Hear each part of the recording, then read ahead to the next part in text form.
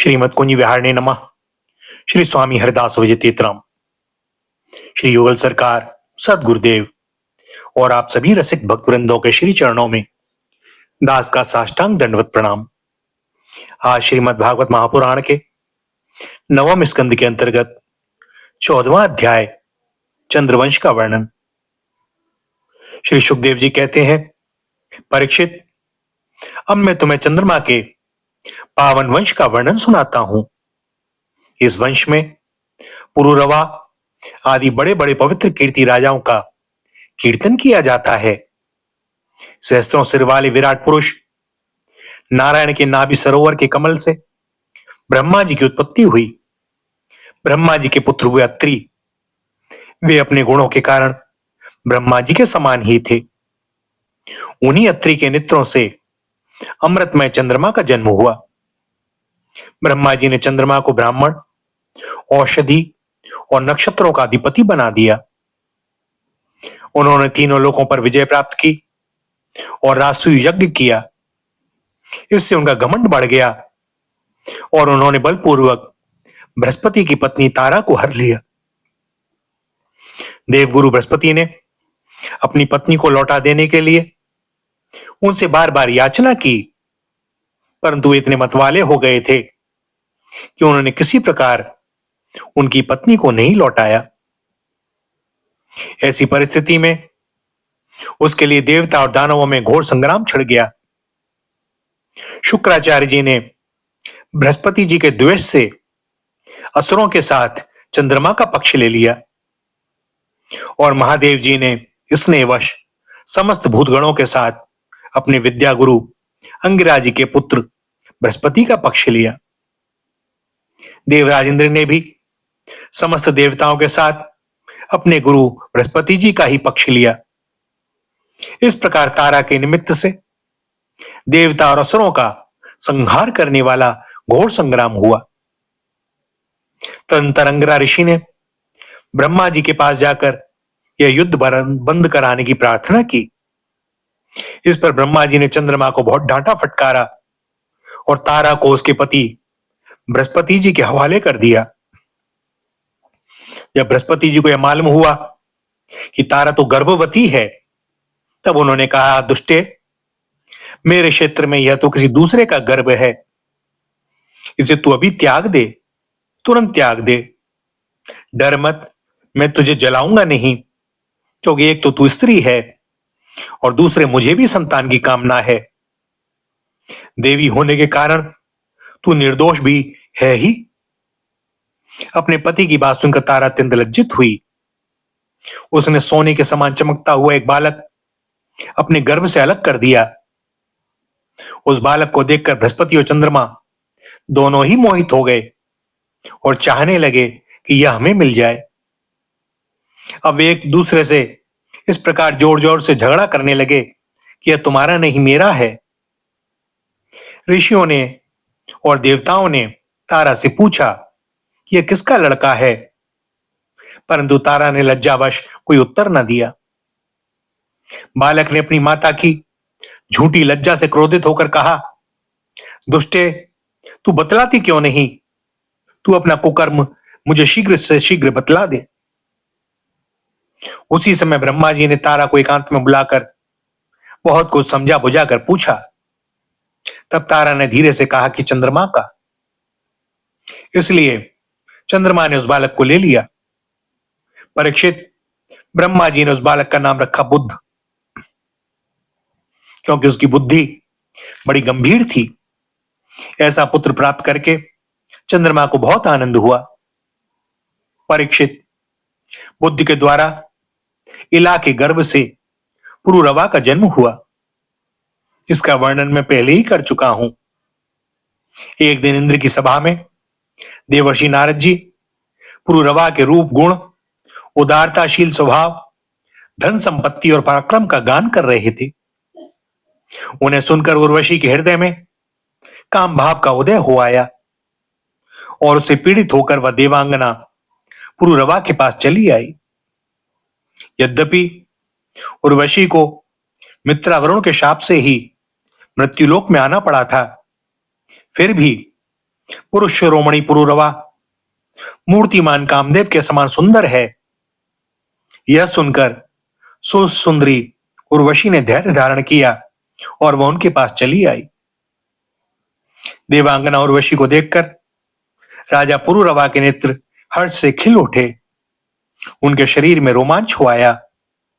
उन्होंने बड़ी मीठी वाणी से कहा, राजा पुरुरवा ने कहा, सुंदरी तुम्हारा स्वागत है, बैठो, मैं तुम्हारी क्या सेवा करूं? तुम मेरे साथ विहार करो और हम दोनों का ये विहार अनंत काल तक चलता रहे। उर्वशी ने कहा, राजन, आप सौंदर्य के मूर्तिमान स्वरूप हैं। भला ऐसी कौन कामिनी है जिसकी दृष्टि और मन आप में आसक्त ना हो जाए? क्योंकि आपके समीप आकर मेरा मन रमण की इच्छा से अपना धैर्य खो बैठा है।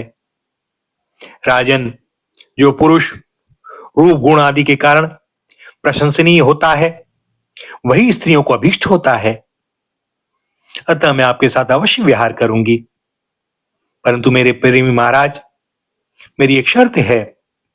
मैं आपको धरोहर के रूप में भेड़ के 2 बच्चे सौंपती हूं, आप इनकी रक्षा करना।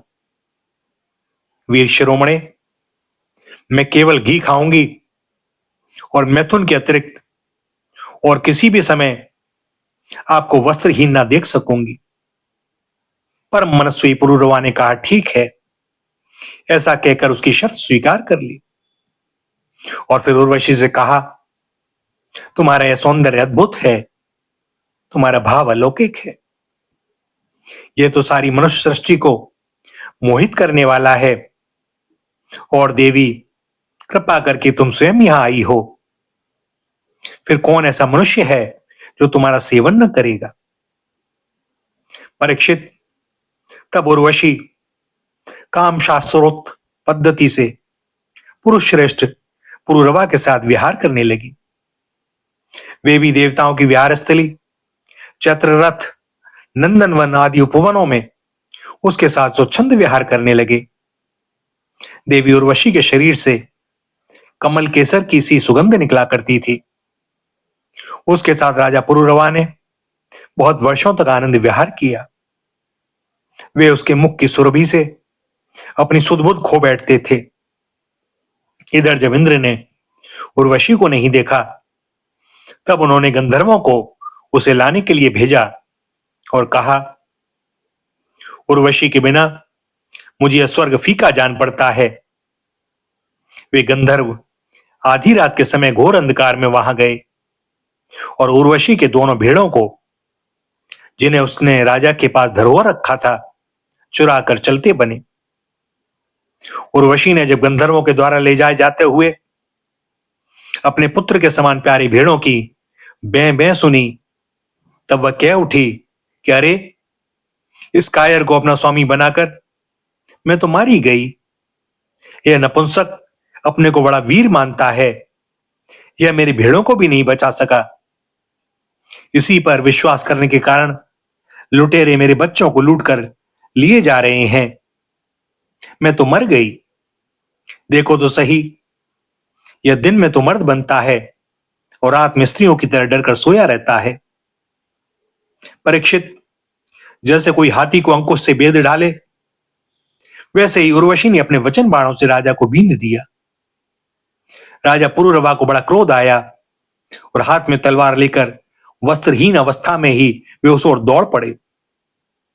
गंधर्वों ने उनके झपटते ही भेड़ों को तो वहीं छोड़ दिया और स्वयं बिजली की तरह चमकने लगे।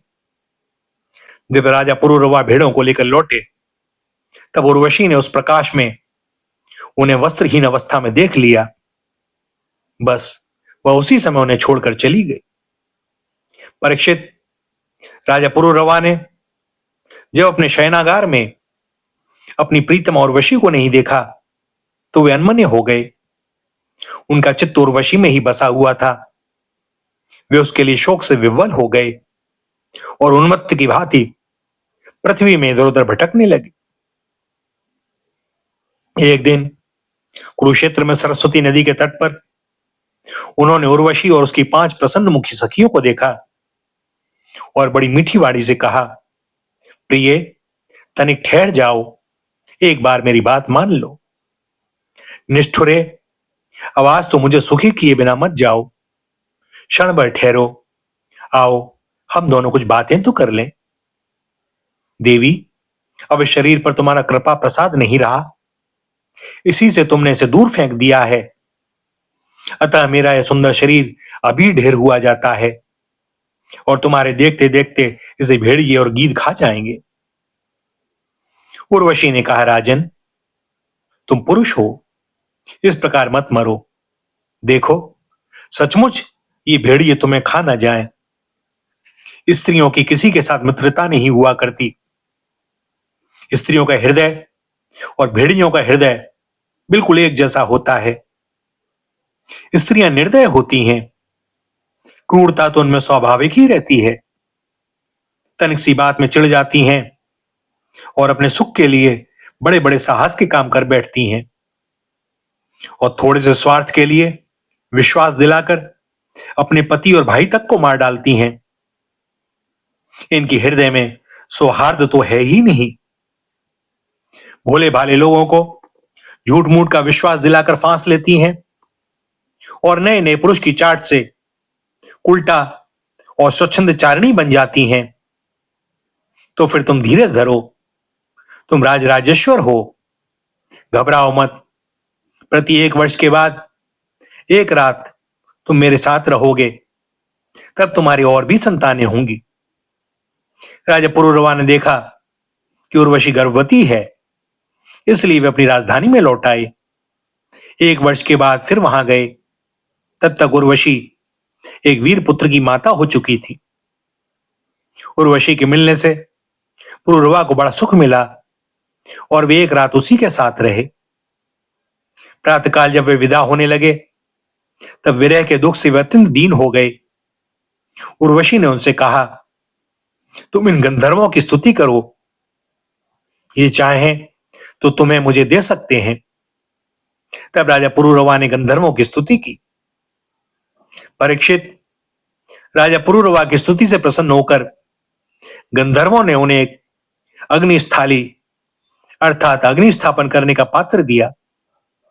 राजा ने समझा यही उर्वशी है, इसलिए उसको हृदय से लगाकर वे एक वन से दूसरे वन में घूमते रहे।